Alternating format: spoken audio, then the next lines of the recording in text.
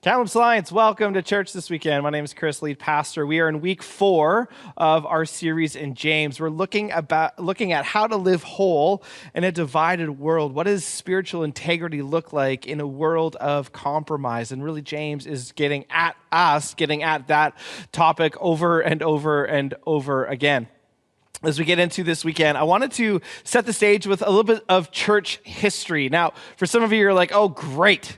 I don't care about this. Yawn, maybe this is the time you can go get your coffee. But I think it's actually really important as we set this weekend up. October 31st, 1517. All right, October 31st, Halloween night, 1517, a German monk, his name is Martin Luther. He goes to the Wittenberg Chapel in Germany, and he nails 95 theses on the Wittenberg Chapel door. Basically, these 95 theses outlined everything that was wrong with medieval Catholicism. As a Catholic monk, he looked at the church and thought there's something deeply wrong. There's something deeply off. The verse that started his journey into this was Romans 1:17, which says this: "For in the gospel, the righteousness of God is revealed, a righteousness that is by faith from first to last, just as it is written, the righteous will live by faith." Coming from medieval Catholicism that was very, very, very concentrated and concerned with works-based salvation, this verse absolutely wrecked Luther, because it says the righteous will live by faith, not by works. So he saw all of this, and he started what we now know as the Protestant Reformation. Think of the word Protestant. It's the protest. Luther was protesting against the Catholic Church in the medieval period. The Reformation, all that Luther really wanted to do is reform the Catholic Church. But what he ended up doing is sparking what we now are a part of in our church tradition. We are Protestant evangelicals. We can trace this all the way back to 1517 and Martin Luther and what spurred on from that. In 1542, the Catholic Church, in response to Luther's teaching, his really monumental, pivotal understanding that righteousness doesn't come from works but by faith, they actually quoted James chapter 2 against Martin Luther. And we're going to get into that. This chapter, this verse, these texts in James really, in some ways went against the whole premise of what Luther was talking about. And the question was, what is the relationship between faith and works? And what Luther saw was that this is Luther. What Luther saw was that the Catholic Church was so weighted to works. And what he wanted to do was he wanted to flip that from works to faith. That this is all about faith alone and Christ alone. This is what we call the solas of the Reformation. Yeah, like I said, in 1542, the Catholic Church, some of the thinkers say, well, wait a second, what about in James 2? James chapter 2, where it does seem to say that actually people are made righteous by their works and not just their faith. Martin Luther looked at James, the book that we're going through, and he called it, in one of his prefaces to the New Testament books, he called James the gospel of straw. He wasn't much for James because of its emphasis on action and work. And so to this chapter, we are going to go that really played a huge fundamental kind of shift and wrestling in the early church in the 16th century. What is the relationship between faith and works? Well, what we're going to see as I kind of show my hand is this. Not so much the teeter-totter of the Reformation, faith or works and faith, what is that going to look like? But actually the paradigm I want to introduce you to is not the teeter-totter, but the pyramid. Because at the basis of the pyramid, the foundation of our faith is Jesus' finished work on our behalf. We're going to end with communion, coming to the table where we reflect on the finished work of Jesus. But our faith is rested on Jesus, and out of our faith comes our work, comes our good deeds. And so James and Luther, or Paul, in the Bible, it's not this wrestle of teeter-totter. It's actually this pyramid that Jesus is the foundation, where our faith rests on Jesus and our works come from that. So here's what we're going to do this weekend. We got 4 examples. The first 2 are negative. The second 2 are positive of faith and work. What is the relationship there?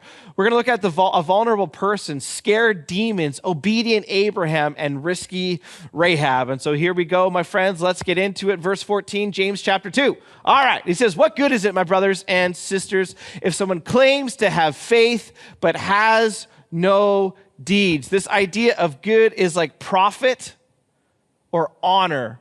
What good is it? What profit or honor is it, my brothers and sisters? Remember, he's a pastor. He's writing to these people who are scattered throughout the ancient world. They are under persecution. They're Jewish people, and they're my brothers and sisters. He says, if someone claims to have faith but has no deeds, can such a faith save them? This is foundational to understanding James's whole argument in this text. Can such a faith save them? He is talking here about saving faith, about justified faith in God through Jesus Christ. Can such a faith save them? That's the type of faith that says, I'm going to talk a lot but not do anything about it. Can that faith save that person? Here's the image. Here's the illustration. Remember, James is a great pastor. He's bringing up illustrations, images. He says, suppose a brother or a sister is without clothes and daily food. These are vulnerable people. James is bringing to mind the people that you and I drive by on the streets of Kamloops. Vulnerable people. Suppose a brother or sister is without clothes and daily food. They're in a vulnerable spot. If one of you says to them, go in peace, keep warm and well-fed, but does nothing about their physical needs, what good is it? Again, what profit is it? So what he's asking, if you say, oh yeah, there they are, they don't have any food, they don't have any clothes, but I hope that you can go and be well-fed and be warm, right? He's giving lip service to us. This is what James is getting at. What do we do with the knowledge that we have? That's what James is asking. If you know of the needs and you do not meet them, what kind of a faith is that?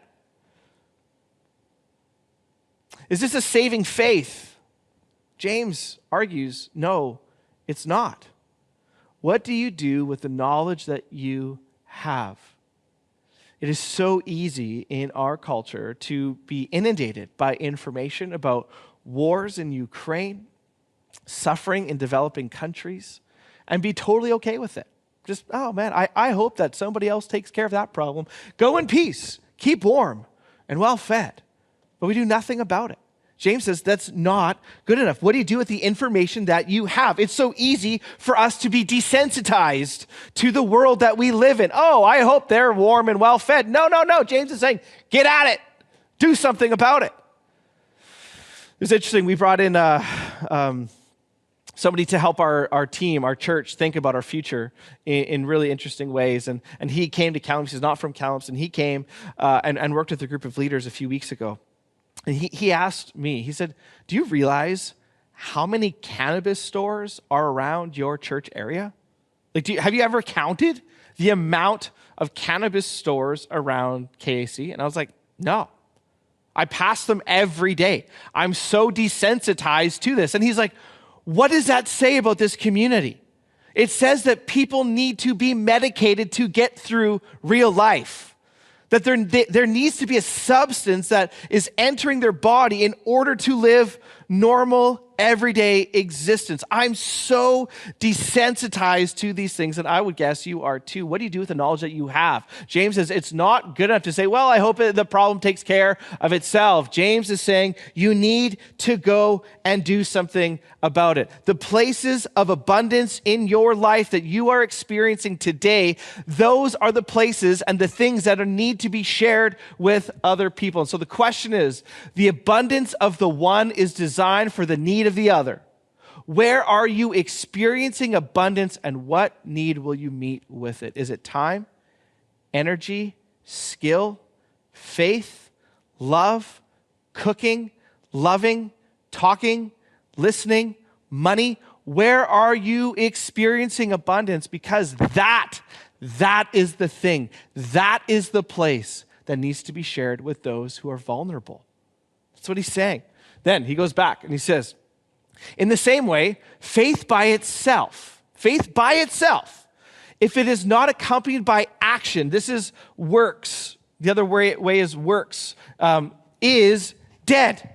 Is dead. So imagine, this is going to be really jarring, but it's not, I guess it's meant to be. Imagine this.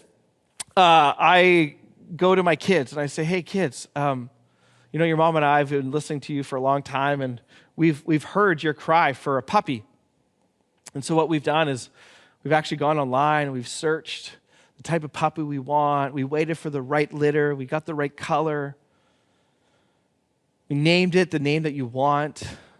And the kids are just, oh my goodness, this is amazing. This thing that is so good and so beautiful, this thing that's going to come and change the relational dynamics of our family. And we set it up to our kids and we say, guess what? We found the puppy, but it's dead.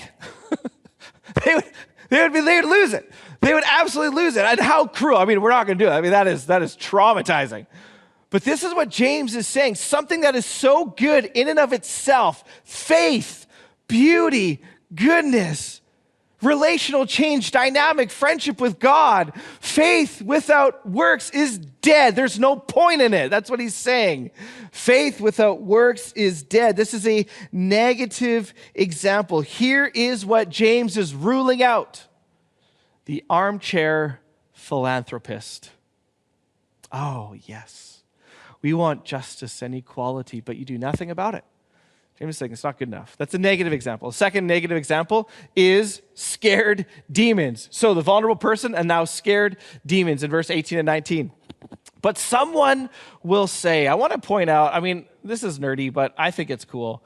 What James does here is he brings in an interlocutor. This was an ancient rhetorical advice that people would use. And an interlocutor was basically an imaginary person that James now has a dialogue with. This person isn't real, but he brings in this person into the argument as somebody taking the other side, okay? So he banters back and forth with this interlocutor now through the rest of the text. Again, maybe you don't care about it, but I think it's cool. But someone will say, he says, you have faith and I have deeds. So what is this interlocutor getting at? That somebody over here on the teeter-totter has faith and the other person has works, right? So you have this gift and I have that. Why can't we just leave it there? James, remember, he is concerned with saving faith. He's not talking about gifts. He's talking about saving faith. He says, that's not going to work. Because this person says, I do this, I'll be in my armchair and you go be the activist. No. James is saying that's not how it works. He says, show me your faith without deeds and I will show you my faith by my deeds. Remember the pyramid, Jesus, faith, deeds. That's what James is referring to. He says, you believe that there is one God. My friends, what James is doing here is brilliant. He's talking to Jewish people and he's saying to them, as Jewish people, you believe that there's one God. And the Jewish people say, absolutely. The fundamental prayer of Judaism is called the Shema. This is in Deuteronomy 6:4. They would pray this prayer 2 or 3 times a day. Hear, O Israel, the Lord our God, the Lord alone. The Lord is one. Love the Lord your God with all your heart, soul, mind, and strength. And Jesus added, love your neighbor as yourself. This is the bedrock prayer of Judaism, and it confirms God's oneness. The Hebrew word is ehad. He is one. So James is saying, you believe that there is one God. And the people who were listening to us, the first listeners say, absolutely we do. Look at what James says. Good. Fantastic. You have this theological concept down. James says now, even the demons believe that and shudder. It's just this amazing moment, this rhetorical device that James is bringing them in, and then boom, pop them in the nose. Look, you believe that God is one. Fantastic. Even the demons in hell believe that same thing and shudder. And what is James saying? He says, the demons affirm your theological stance, but they do not fear God and there is no action. They do not worship him as they should. And James is simply pointing out that mere mental assent to the Christian faith does not save. Does not save. James is saying to you and I, he doesn't care if you know the original language. He doesn't care if you have memorized Wayne Grudem's systematic theology. He doesn't care if you understand C.S. Lewis's philosophy or N.T. Wright's eschatology. If you do not do something with your faith, he says it's dead. It's dead. You might as well just consider it dead and done. Even the demons believe that and they shudder. True saving faith, according to James, is you got to do something about it.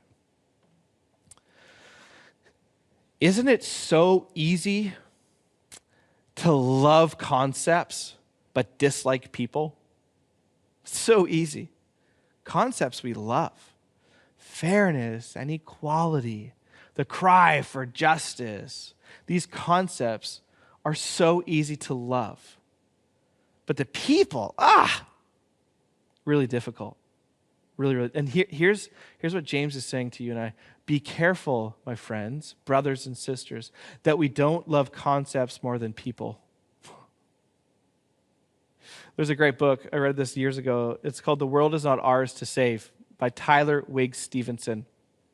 Don't be afraid if you're an activist by the title, The World Is Not Ours to Save. He is actively involved in bringing the nuclear arms and all of this stuff to make it the world a safer place. So he is an activist himself, but he wrote a book entitled The World Is Not Ours to Save. Here's what he says in his book. He says, I frequently come across this personality type in activist settings, men and women whose good intentions and grand ambitions blind them to the terrible ways they interact with real human beings, including their coworkers and family. He says, you'll find leaders who love a concept, peace, community, flourishing, and so on, but don't seem to like people very much. James is saying to us very clearly, don't just love theological concepts, you must love people. Those are the two negative. Now he moves to the two positive.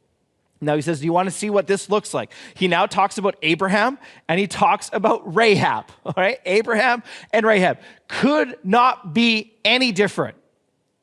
These people, he says, as you're running your race of faith, Abraham and Rahab are ahead of you, setting the pace. They are the people that we should be emulating. That's what James is saying. But think about Abraham and think about Rahab. If you don't know anything about it, I'll catch you up. Just give me a second. Abraham was the father of Israel, right? Main character. Rahab, she's a foreigner. She's a Canaanite prostitute. Abraham, a man, obviously. Rahab, a woman. Abraham loved one of the icons of Israel. Rahab, she was not well thought of. She was a prostitute. One was respected, the other was in disrepute. One played a major role, one played a minor role. What James is doing is he's saying, look at Abraham and look at Rahab, two polar opposite people, and they got it. Faith and works built on the foundation of Jesus Christ. And so here's obedient Abraham. We're not going to just say to the vulnerable person, oh, I hope you're warm and okay. No, we need to do something. We're not going to be like demons who know things but don't do anything about it. No. He says now we need to be like obedient Abe. All right, so here's what I want to do. Guys, this sermon was going to be about 8 hours long because I just got really nerdy this week. And now I just want righteousness and justice or justification and all of the church history stuff. So here's what I did for your sake. You're welcome. I have two questions with this part of the text because this is the church history stuff that I talked about. Two questions is, does James contradict Paul? I'll set that up. And then I just want to say, what is James saying in this section? What is Abraham trying to teach us? Why did James use Abraham in this moment? So the first question I want to ask is, does James contradict Paul? And you're like, I don't understand. Okay, here's what Paul says in Ephesians chapter 2, okay? Here's what he says. Very, very famous text. Ephesians 2, Paul says, for it is by grace you have been saved through faith. And this is not from yourselves. It is the gift of God. It is not by works so that no one can boast. A beautiful text, much like Paul's writing in Romans 1:17 that the righteous will live by faith. Right? He affirms that here in Ephesians 2, that salvation is saving faith is by faith alone, in Christ alone, by grace alone, for the glory of God alone, all of these beautiful things, okay? So this is what he says in Ephesians 2. Now, you can see the difficulty why Luther would call James the gospel of straw, because he's all about faith alone, right? Here's what James says in James 2. He says, you foolish person, talking to the interlocutor again, do you want evidence that faith without deeds is useless? Was not our father Abraham considered righteous for what he did when he offered his son Isaac on the altar? See, he's saying it was his actions that actually proved all of this. You see that his faith and his actions were working together. and his faith was made complete by what he did. Oh my goodness. Then the scripture was fulfilled that says, Abraham believed God and it was credited to him as righteousness, and he was called God's friend. Now here's the text. Here's a text that the Catholic Church used against Luther in the 16th century. He says, you see that a person is considered righteous by what they do and not by faith alone. Well, hold on. What does Paul say? This is not from yourselves, it is a gift of God, not by works. So hold on a second. Is James contradicting Paul? Man, this has been a lengthy discussion within different traditions and within church history. I'm going to answer the question very simply. You could read tomes and tomes of books of different people, a lot of dead people, some people are still alive, talking about this, okay? I'm going to answer the question for you and show you why very quickly. The answer is no. James and Paul are not contradicting each other. In fact, they are in unison in more ways than what we think at first. So let me just show you. And again, the guys, you could get a master's degree in this. Here's what's happening, okay? Two of the biggest reasons why James is not contradicting Paul. And I do this, I need to pause. I do this because oftentimes you hear, well, the Bible contradicts itself. It's just angry, why would you ever believe it? No. You're just not being careful Bible readers. And so that's why I'm bringing you in on this stuff, okay? So here's what James says. You see that a person is considered, this is the key word, righteous. Righteous. Again, lots that can be said. James is writing before Paul. This is like 45 to 47 AD. As we know, just in language in general, words mean different things depending on the text. And I think that's one of the helpful clues to say that James and Paul are not contradicting each other. When Paul uses the word righteous, this is also the word justified. He's using it in a declarative sense that God, because of faith in Jesus, declares someone righteous, okay? So one of the predominant images that the Protestant Reformation gave us was the image of a courtroom, okay? Where somebody comes in and they're guilty. Guilty as charged. Sinner, you now deserve all of the consequences of sin. Jesus pays the price for their sin, and the justification is given to them so that God, who is the judge, says this person is now considered innocent. They are justified because of what Christ has done. A declarative moment is what Paul is getting at. James here, when he's using the word before Paul, it's not declarative, it's more of demonstrative. This is a how do you spell that? Oh man. I have it here in my notes, guys. I don't want to get, yeah, that's right. Demonstration. There we go. Demonstration. That you see that a person is considered righteous, or the way that they demonstrate their justification declaratively by what they do and not by faith alone. So the words that they use are different in their meaning and in their scope. And so they're not contradicting each other. It's just a different usage of the word. The other thing that I would simply say, there's again a lot more, is you see that a person is considered righteous by what they do and not by faith alone. Alone. If this word wasn't in there, then yes, we have a big problem that Paul and James are actually contradicting each other. But James is not saying that faith has no place. It's not just by faith alone. It's both working together. Jesus at the pyramid, faith and then works. There is no contradiction here.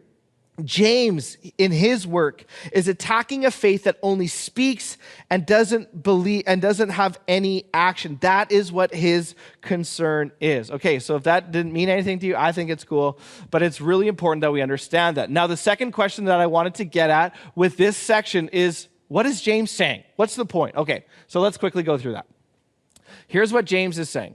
You foolish person, to the interlocutor, do you want evidence that faith without deeds is useless, or in other words, dead? Is what he's saying. Again, he's trying to prove his point. Is dead. Was not our father Abraham considered righteous for what he did when he offered Isaac on the altar? So if you're new to church, here's a long story short. Abraham, father of the nations, given a promise in Genesis 12, you'll be the father of all nations. The problem is that him and his wife were barren. They couldn't have kids. So Abraham had to wait. And sometimes he waited well, and other times he waited very poorly, trying to get an heir, how am I going to be the father of many nations without a child? Finally, Sarah gets pregnant with Isaac. They have their son. The promise of being a father to the nations is come. And then in Genesis 22, God says to Abraham, now you need to sacrifice your very son. A testing of Abraham's will and obedience and his faith. This is what James is pointing at. Was not our father Abraham considered righteous for what he did when he offered his son Isaac on the altar? You see that his faith and his actions were working together, and his faith was made complete by what he did. Faith and actions working together. The sum of what James is trying to point out in Abraham was that Abraham trusted God. He didn't just trust God with his words, he trusted God with his actions. There's much to say about Genesis 22 that I don't have time. But if you're to read Genesis 22, verse 3, God asks Abraham for his son. And it says in Genesis 22 that Abraham rose early in the morning. In other words, he didn't withhold anything back from God, both with his faith, and he rose early in the morning to trust God that God would provide a sacrifice instead of Isaac for his son, which is exactly what happened. This is a positive example of faith and works together. He got up early in the morning, trusting God both with his faith and with his actions. And here's what I think he's also saying, made complete. My friends, remember the whole thing about James. What I'm arguing is that this is living whole in a divided world. What does mature faith look like? It looks like his faith and his actions were made complete by what he did. He evidenced a saving faith based on what he did. Jesus at the bottom, faith on top of that, works on that pyramid. That's what he did. He showed what faith actually does. Fully expressed is action. That is what he is saying. This is what mature faith looks like. Okay, that's Abraham. Now, let's get to risky Rahab. Verse 25, 26, here's how he ends. In the same way, was not even, who's Rahab? Rahab the prostitute, considered righteous for what she did, demonstrating a saving faith when she gave lodging to the spies and sent them off in a different direction. My friends, I would encourage you to go read Joshua chapter 2, where you get a sense of who Rahab is and what she did. She was a Canaanite prostitute involved in the story of God because of her risky faith. Abraham, yes, and also her. At a huge risk to herself, she hid the Jewish spies from her own people and then helped them escape so that they wouldn't be captured as Israel's trying to take this land. She reached out and took into her own those who were needy and helpless, even at a great cost to herself. This is what what James is trying to get at. Look at Rahab. She risked by what she did, not just by what she believed, by what she did. As the body without the spirit is dead, so faith without deeds is dead. And what he is getting at here is unity. There's a unity between the spirit and the body, and there's a unity between faith and deeds. There's a unity. In the same way that you can't have a body without spirit, you cannot have faith without deeds. That's the point he's trying to make. Look at Abraham and look at Rahab. As you run your race of faith, don't be like the person who looks at the vulnerable person and says, oh, I hope they're taken care of. Or demons who know things but don't do it. Instead, look at Abe.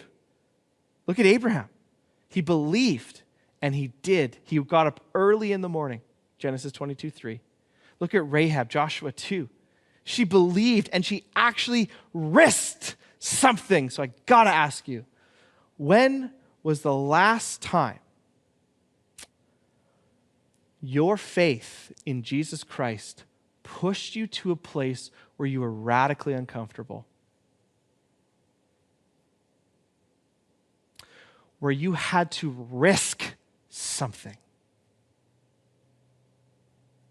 We're just up here in the West, feet up, nice and comfortable, no persecution. We're terrified of what people will think of us, and we just get lazy.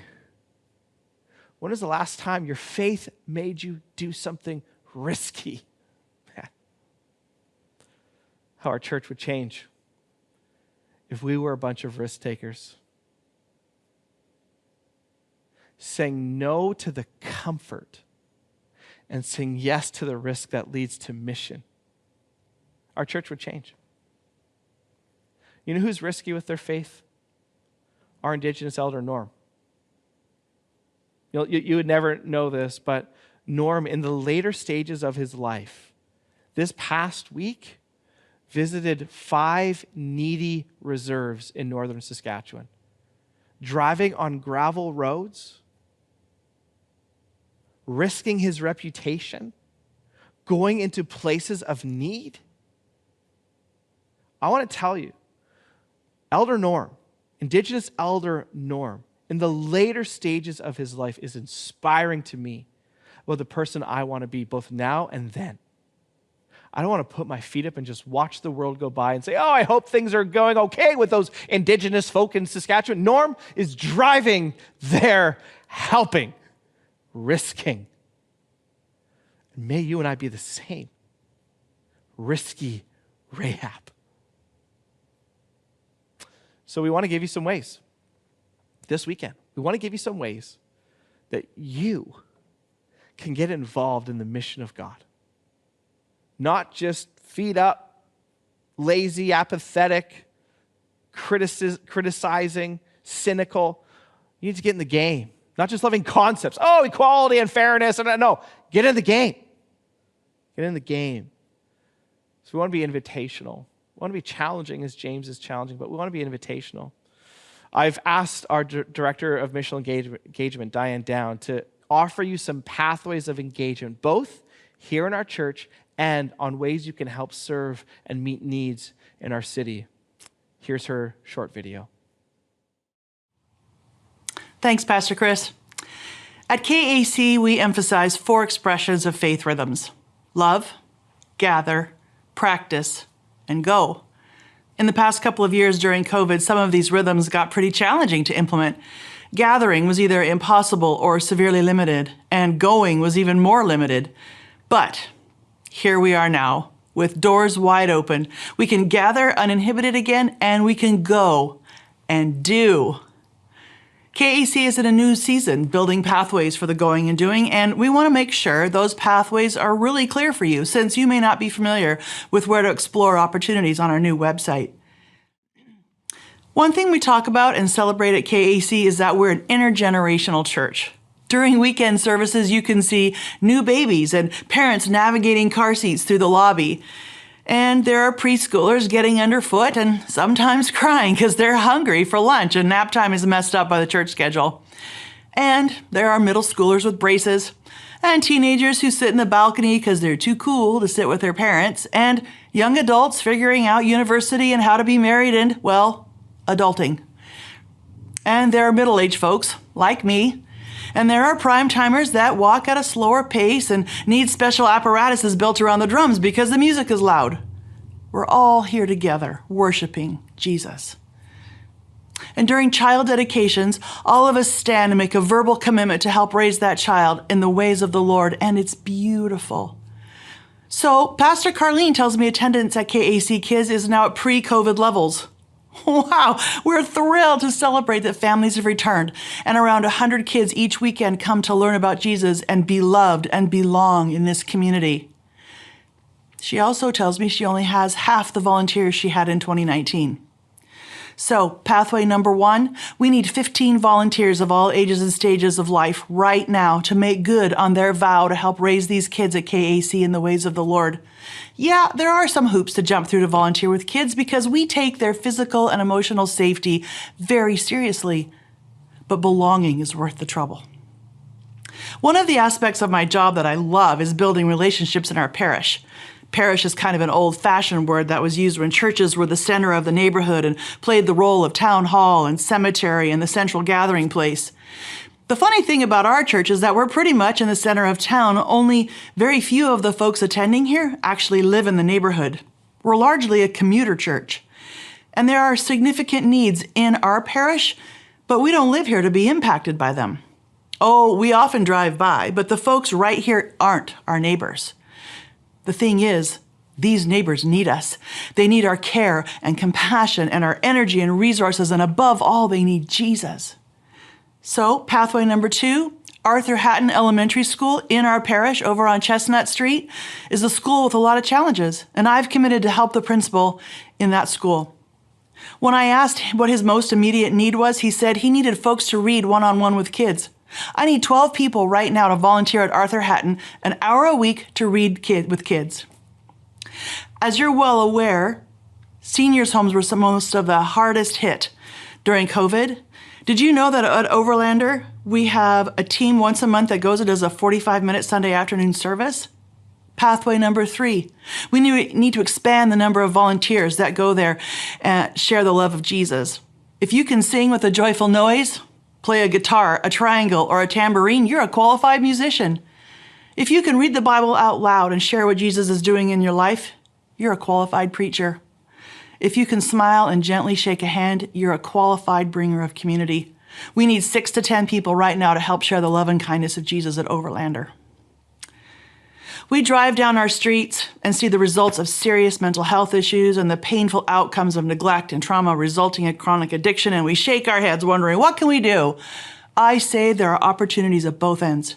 First, there's prevention. Yes, we can break this cycle. How?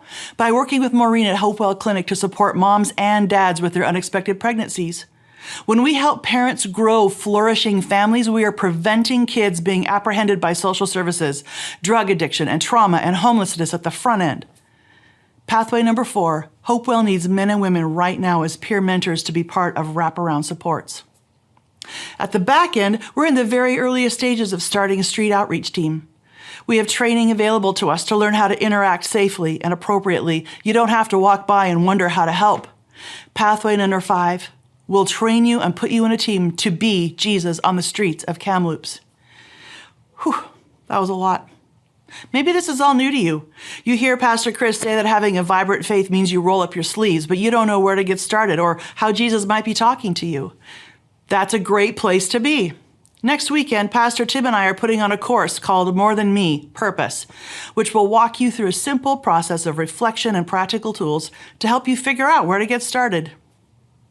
Maybe you've been gathering at church for a while and even served at a few places, and you think God might be asking you to take some risks, but you aren't sure where. More Than Me can help you explore how a deeper commitment might look. For me, I've served in several places during my 50 years at church. The what wasn't so critical. It was the why that mattered. Jesus asked me to steward my time, talent, and treasure for his sake, and I've been obedient to do that. Will you consider it too? As you've seen on the screen, there's some links you can follow to indicate interest in serving or attending More Than Me. I invite you to follow up and follow through. Obedient Abraham, risky Rahab. Where are you experiencing abundance in your life? Because that's a place of need that you need to go and meet. But here's the good news. As I have argued, it's not the teeter-totter works in faith, it's a pyramid, and at the base of the pyramid is Jesus Christ and his finished work for us. There's this beautiful moment in his crucifixion, beautiful for us, where in John chapter 19, verse 30, it says this, when he had finished the drink, Jesus said, "It is finished." With that, he bowed his head and gave up his spirit. It is finished. Earlier on in John's gospel, in his prayer to his Father, he says, I have come to complete the work that you have given me to do. And here, the work is complete. It is finished. It's done. This is good news for us in our very broken world. It's good news for us as we try to understand our place in this broken world, about our place in trying to fix all of the evils and the darkness. I want to remind you today of the base of the pyramid of Jesus' finished work for you. It's a building block of your faith and your life. In the original language, John In John 19:30, it is finished. The word is this Greek word, tetelestai. Tetelestai. And this was actually used in the first century. It was used in a commercial exchange, that a deed to property was not in effect until it was dated and signed. And when all of this was done and the purchase had been complete, the clerk wrote on the deed to the property, tetelestai, it is finished, it's over. The other way that it was used was in family obligations. When a father had sent his son on a mission, the son was not to return until he had performed all of the mission, until it was all complete. When he returned from this successful mission, he used this word tetelestai to report it. It's done. There's nothing left to do. My friends, what does this say to us? That in eternity, the Son gave the Father a note that he would pay the price for your redemption and for mine, for our insane ability to love concepts but not love people, to see needs and not meet them, to not live whole, a person of integrity in our world. But at the cross, the note was paid in full, tetelestai, it is finished. There is grace for the sinner and welcome to you and I who are needy. That Jesus had completed the mission from his Father. And my friends, in this moment, we are reminded that Jesus didn't just love concepts. He loved people like you and me, who come to the table of grace wherever you're at. We come needy and he meets our need. Out of the place of his abundance of love and grace and pursuit for you, he comes and he meets it. So here's what this means. That you don't have to earn it. For the activist among us, there's a sense of this work that needs to be done. And the cross comes to you and says, it's finished. That the cross, yes, for your life, but also for the world, that the history of the world is linear and it is moving, the arc of history is moving towards love and justice because of Jesus. You don't have to work any longer. For those of us who do nothing to evidence our faith, the cross stands as something that reminds us that something had to be done. Jesus had to work for you on your behalf. And so we come and we receive, but we also want to live this out in real time. And so the cross, my friends, is such good news. It's good news for you this week who've relapsed. You say, you don't know how it happened again. It's good news because there's grace for you. It's good news for you this week who have gone through tragedy, unspeakable tragedy. You got that phone call that nobody wants to get this week. The cross is good news because it comes and it allows you to be a friend of God as Abraham was, as James notes, that you are a friend of God. And you don't walk this journey of grief alone. The cross is good news for those of you who are in just relational turmoil. Everything seems to be in decline. And you look at your own life and you take ownership of why it is the way that it is. The cross comes to you and speaks a better word. And so here's what we do in our community is we break bread and we drink juice. If we were in a different tradition, it would be wine. But these are the symbols of grace and love towards sinners like you and me, that we come needy to this table. And so the Apostle Paul in 1 Corinthians 11 shares these words of institution, reminding this early and ancient church about what this means. He says, "For I received from the Lord what I also passed on to you. The Lord Jesus, on the night he was betrayed, he took bread. He took this bread. And we had given thanks, he broke it and said, 'This is my body, which is for you. Do this in remembrance of me.' In the same way, after supper, he took the cup, saying, 'This cup is a new covenant in my blood. Do this whenever you drink it in remembrance of me. For whenever you eat this bread and drink this cup, you proclaim the Lord's death until he comes.' And so may you be that person built on the foundation of Jesus' finished work for you. Place your faith, your trust in him, and may your life be evidence of all that he's done. So take and participate in communion this Thanksgiving weekend with great thanks for what he has done for you. bless you as you do that now.